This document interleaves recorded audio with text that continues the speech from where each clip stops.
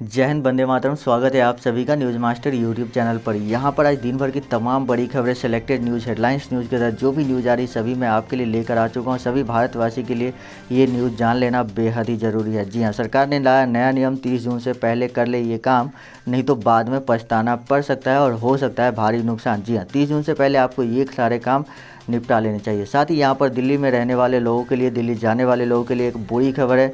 दिल्ली सरकार ने कर दिया ऐलान, कहा अब दिल्ली में बाहर के लोग नहीं कर सकेंगे ये काम। जी हाँ, तो कौन से ये काम है जो दिल्ली में बाहर के लोग नहीं करा सकेंगे, वो मैं आपको आगे इसी वीडियो में बताऊंगा। साथ ही यहाँ पर सरकार ने लॉकडाउन बढ़ाने को लेकर, लॉकडाउन दोबारा से लागू करने को लेकर बहुत बड़ा खुलासा किया है, तो वो भी मैं आपको इसी वीडियो में बताने वाला हूँ। साथ ही यहाँ पर जो भी खबरें, मेन इंपॉर्टेंट न्यूज़ है, वो सभी मैं आपको इस वीडियो में बताऊँगा। तो चलिए वीडियो को शुरू करते हैं।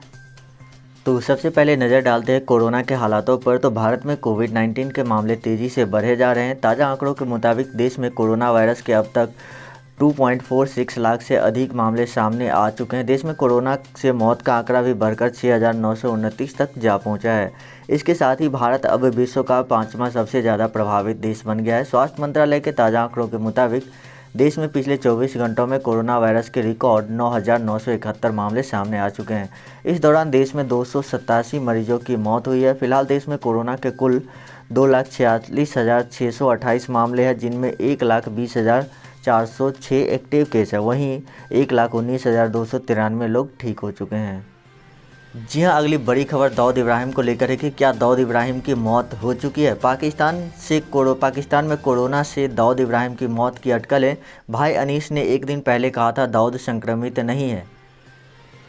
बता दें, भारत के मोस्ट वांटेड और अंडरवर्ल्ड डॉन दाऊद इब्राहिम की मौत पर अटकलें लगाई जा रही है। दरअसल शुक्रवार को कुछ मीडिया रिपोर्ट्स में कहा गया था कि दाऊद और उसकी पत्नी कोरोना संक्रमित है और कराची के आर्मी हॉस्पिटल में उनका इलाज चल रहा है। दोनों की हालत गंभीर बताई गई है। इसके बाद शनिवार को उसकी मौत की खबर आने लगी। अब तक इसकी पुष्टि नहीं हो चुकी है। शुक्रवार को ही दाऊद के छोटे भाई अनीस ने दाऊद के संक्रमित होने की खबरों से इनकार किया था। अनीस ने कहा था कि डी कंपनी, दाऊद के जो कंपनी है वो दुबई और पाकिस्तान में बिजनेस कर रही है। सच्चाई का इंतजार। शुक्रवार की रात इंटेलिजेंस एजेंसियों के हवाले से आई रिपोर्ट में कहा गया था कि कराची के क्लिफ्टन इलाके में रहने वाला दाऊद और उसकी पत्नी कोरोना पॉजिटिव है। आगे कहा गया था कि दोनों का कराची के आर्मी हॉस्पिटल में इलाज चल रहा है और दाऊद की हालत गंभीर है। रिपोर्ट के मुताबिक पाकिस्तान आर्मी के इंटेलिजेंस यूनिट और ISI उस पर नज़र बनाए हुए है। फिर अनीस का खंडन। दाऊद की सेहत पर अटकलों के बीच न्यूज़ एजेंसी ने उनके छोटे भाई अनीस से बातचीत की। अनीस ने दाऊद या परिवार के किसी सदस्य के संक्रमित होने की खबरों को खारिज कर दिया। अनीस की लोकेशन साफ नहीं है। अनीस ने कहा, भाई और शकील, दाऊद का जो छोटा भाई है, वो अच्छे हैं और कोरोना का टेस्ट पॉजिटिव नहीं है। परिवार का कोई भी सदस्य अस्पताल में नहीं है, तो क्या करते। अनीस ने बताया कि डी कंपनी पाकिस्तान और दुबई के जरिए बिजनेस चला रही है। अनीस जब UAE के लग्जरी होटल और पाकिस्तान में बड़े कंस्ट्रक्शन प्रोजेक्ट के बारे में सवाल किया गया तो उसने कहा, तो क्या करते, ट्रांसपोर्ट का बिजनेस भी चला रहे हैं। ISI की पनाह में है दाऊद। जी हाँ, माना जाता है कि पाकिस्तान की खुफिया एजेंसी ISI के संरक्षण में दाऊद इब्राहिम कराची में रह रहा है। उस पर 1993 के मुंबई सीरियल ब्लास्ट समेत कई आरोप है। पाकिस्तान दाऊद और उसके परिवार को देश में मौजूदगी से इनकार करता रहा है। दाऊद 1994 से पाकिस्तान में है। उसकी बेटी माहरूफ की शादी पाकिस्तान क्रिकेट टीम के पूर्व कप्तान जावेद मियांदाद के बेटे जुनैद से हुई है। डी कंपनी का वसूली और सट्टेबाजी सिंडिकेट का प्रभारी छोटा शकील भी कराची में ही रहता है। तो यहाँ पर आपको क्या लगता है कि दाऊद जो है कोरोना से पॉजिटिव है या नहीं, यह खबर बिल्कुल झूठ है? आप अपनी राय कमेंट बॉक्स में ज़रूर लिखिएगा। जी हाँ, यहाँ पर अगली बड़ी खबर दिल्ली को लेकर आ रही है। अरविंद केजरीवाल ने एक बहुत बड़ा ऐलान कर दिया है। तो जानते हैं कि क्या ऐलान किया अरविंद केजरीवाल ने। दिल्ली के मुख्यमंत्री अरविंद केजरीवाल ने कहा कि दिल्ली के प्राइवेट और सरकारी अस्पतालों में सिर्फ राष्ट्रीय राजधानी क्षेत्र के मरीजों का इलाज होगा। केजरीवाल ने कहा कि हमने इस पर सुझाव मांगे थे। 90% लोग चाहते हैं कि कोरोना वायरस महामारी के दौरान दिल्ली के अस्पतालों में सिर्फ यहीं के लोगों का इलाज हो। हालांकि अगर दिल्ली के बाहर के लोग किसी भी खास सर्जरी के लिए आते तो उनका प्राइवेट अस्पतालों में इलाज किया जाएगा। तो यहाँ पर दिल्ली सरकार की ये फैसला के बारे में आप क्या सोचते हैं, कमेंट करके जरूर बताइएगा। उन्होंने कहा, हमने दिल्ली के लोगों से पूछा था, लोगों ने सुझाव भेजे और 90% लोगों ने कहा कि दिल्ली के अस्पताल में दिल्ली के लोगों के लिए ही होना चाहिए जब तक कोरोना है। इसके अलावा डॉक्टरों की एक कमेटी बनाई गई थी। इस कमेटी ने सुझाव दिया कि दिल्ली के अस्पताल दिल्ली के लोगों के लिए होने चाहिए।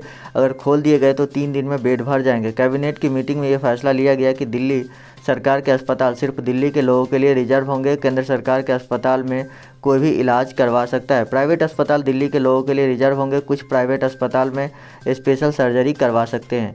तो यहाँ पर केजरीवाल ने बहुत बड़ा ऐलान कर दिया, क्योंकि दिल्ली एक राष्ट्रीय राजधानी क्षेत्र है जहाँ पर बहुत सारे हॉस्पिटल्स है जहाँ लोग इलाज करवाने जाते हैं। लेकिन इस फैसले से शायद अब उन लोगों का इलाज नहीं हो पाएगा, क्योंकि अरविंद केजरीवाल ने फैसला कर लिया है कि अब जो है दिल्ली के अस्पताल में सिर्फ दिल्ली के लोगों का ही इलाज किया जाएगा। जी हाँ, 30 जून से पहले निपटा ले ये काम, नहीं तो हो जाएगी दिक्कत। आप सभी को पता है देश में पिछले 2 माह से लॉकडाउन चल रहा है। हालांकि सोमवार को इसमें कई तरह की ढील देने की तैयारी सरकार द्वारा कर ली गई है। फिलहाल सरकार ने भी आम जनता को अपनी तरफ से राहत देने की कोशिश की है। प्रधानमंत्री गरीब कल्याण पैकेज हो या फिर आरबीआई द्वारा लोन मोरेटोरियम अथवा सरकार द्वारा घोषित आत्मनिर्भर आर्थिक पैकेज, इन सब के द्वारा सरकार लोगों को कई तरह की मदद कर रही है। वहीं सरकार ने कोरोना वायरस के चलते कई वित्तीय डेडलाइंस जो 31 मार्च 2020 तक पूरी होनी थी, उनके लिए आखिरी तारीख आगे बढ़ाकर 30 जून कर दिया है। आज हम आपको उन वित्तीय डेडलाइंस के बारे में बताने जा रहे हैं जो आपको इस तारीख से पहले पूरा कर लेना है। जी हाँ, पैन को आधार से लिंक करना। सरकार ने पैन को आधार से लिंक करने की समय सीमा 31 मार्च से बढ़ाकर 30 जून कर दिया है। अगर आपने अपने आधार कार्ड को पैन से अभी तक लिंक नहीं किया है तो फिर ऐसा कर ले, वरना 30 जून के बाद पैन कार्ड रद्द की जाएगी। टैक्स छूट पाने के लिए निवेश। जी हाँ, वित्तीय वर्ष 2019-20 के लिए आयकर विभाग ने ITR दाखिल करने की आखिरी तारीख को 3 जुलाई से आगे बढ़ाकर 30 नवंबर कर दिया है। वहीं इसके साथ ही टैक्स बचाने के लिए आयकर कानून की धारा 80C, 80D और 80E के तहत निवेश करने की समय सीमा 30 जून तक के लिए बढ़ा दिया गया है। तो ये थी 30 जून से पहले आपको ये काम जरूर निपटा लेने चाहिए, नहीं तो आप परेशानी में फंस जाएंगे। जी हाँ, जिस जानवर पर कोरोना वायरस फैलाने का शक, उसकी सुरक्षा बढ़ा रहा है चीन। आखिर क्यों इसकी सुरक्षा बढ़ा रहा है चीन, आइए जानते हैं इस वीडियो में। चीन में कोविड-19 पैदा हुआ और दुनिया भर में फैला। इससे इंसानी जीवन पर जमकर तबाही मचाई। हर देश अपने नागरिकों की सुरक्षा में पूरी ताकत से जुट गया और अब चीन अपने एक स्तनपायी जीव की सुरक्षा को लेकर खासा चिंतित है। उसने इस जीव की सुरक्षा स्तर बढ़ा दिया है। इस स्तनपायी जीव का नाम है पेंगोलिन। इसे पांडा जैसी लुप्तप्राय प्रजातियों की तरह प्रथम श्रेणी के संरक्षित जानवरों में रखा गया है। ऐसा माना गया था कि कोरोना वायरस पेंगोलिन के जरिए फैला होगा। पेंगोलिन के मांस चीन में खाया जाता है और पारंपरिक चीनी दवाओं में भी इसका इस्तेमाल किया जाता है, जिसके चलते यह स्तनपायी का व्यापक पैमाने पर अवैध शिकार हो रहा है। शुरुआत में कोविड-19 के लिए सांप और चमगादड़ पर संदेह के बाद चीनी वैज्ञानिकों ने माना कि पेंगोलिन मानव पर कोरोना वायरस फैलाने के मध्यवर्ती स्रोत हो सकता है। कोविड-19 बीमारी जो कि महामारी में बदल गई, इससे दुनिया भर में स्वास्थ्य संकट पैदा हो गया, उसमें शायद पेंगोलिन एक वजह हो सकता है। जी हाँ, यहाँ पर एक बहुत ही महत्वपूर्ण स्टडी में यह खुलासा हुआ है कि गंजेपन के शिकार लोगों को अधिक डर है कोरोना से। कोरोना का कहर लगातार जारी है। वहीं अब एक रिसर्च में दावा किया गया है कि गंजेपन से कोरोना का संक्रमण तेजी से फैलता है। अमेरिका के ब्राउन यूनिवर्सिटी के स्टडी में ये जानकारी सामने आई है। वुहान से कोरोना फैलने के बाद ये कहा गया कि पुरुषों की मौत का खतरा सबसे ज़्यादा है। इस रिसर्च में 122 कोरोना मरीजों की स्टडी की गई, जिनमें 79% गंजे थे। रिसर्च के मुताबिक गंजापन और कोरोना का फैलना एक दूसरे से संबंधित है। पुरुषों में एड्रोजेन हार्मोन कोरोना संक्रमण की क्षमता को बढ़ा सकता है। इस हार्मोन की वजह से पुरुषों में दवा का असर कम होता है और इसकी वजह से रोगी गंभीर रूप से बीमार पड़ जाता है और मरीजों को रिकवरी में काफ़ी समय लगता है। तो ये खबर आप क्या मानते हैं, सच है या नहीं, कमेंट में अपनी राय ज़रूर कमेंट कीजिएगा। जो भी खबर मैं आपको बताता हूँ, आप लोगों से एक रिक्वेस्ट रहता है कि आप लोग कमेंट जरूर कीजिएगा जो भी आपको मन करता है, क्योंकि देखिए आप अपनी बात इंटरनेट के थ्रू पूरी दुनिया तक पहुँचा सकते हैं और इसके लिए आपको सिर्फ कमेंट करना है। साथ ही यहाँ पर लॉकडाउन दोबारा से लगाने को लेकर एक बहुत महत्वपूर्ण खबर आ रही है। आप सभी को पता है सरकार ने लॉकडाउन 5 में अनलॉक करने की कोशिश की है, यानी लॉकडाउन में छूट देते देते यानी पूरी तरह से लॉकडाउन हटाने का फैसला लिया गया है। लेकिन जिस तरह से मामले कोरोना के मामले तेज़ी से बढ़ रहे हैं, उससे ये अंदाज़ा लगाया जा रहा है और दिल्ली सरकार ने भी कहा कि अगर स्थिति कंट्रोल में नहीं रहती तो दोबारा से हमें लॉकडाउन लगाना पड़ेगा। तो इसलिए सभी लोगों से रिक्वेस्ट किया गया है कि वो लोग मास्क पहने, सार्वजनिक स्थल पर सोशल डिस्टेंसिंग का पालन करें और जो भी सरकार के द्वारा नियम बनाए गए उस नियमों का पालन करें। अगर स्थिति बेकाबू रही तो लॉकडाउन फिर से दोबारा से लगाया जाएगा। लेकिन सबसे बड़ा अहम सवाल यहाँ पर ये आ जाता है कि क्या लॉकडाउन लगाना ही इसका सॉल्यूशन है, क्योंकि आपने देखा कि पिछले दिनों लॉकडाउन लगाया गया लेकिन उससे मामले में कोई खास कमी नहीं आई। वहाँ पर मामला भी तेज़ी से बढ़ते ही रहे और अभी भी मामला उसी रफ्तार से बढ़ रही है। तो क्या आपको लगता है कि लॉकडाउन फिर से लगाना चाहिए या नहीं लगाना चाहिए? अपनी राय कमेंट बॉक्स में ज़रूर दीजिएगा।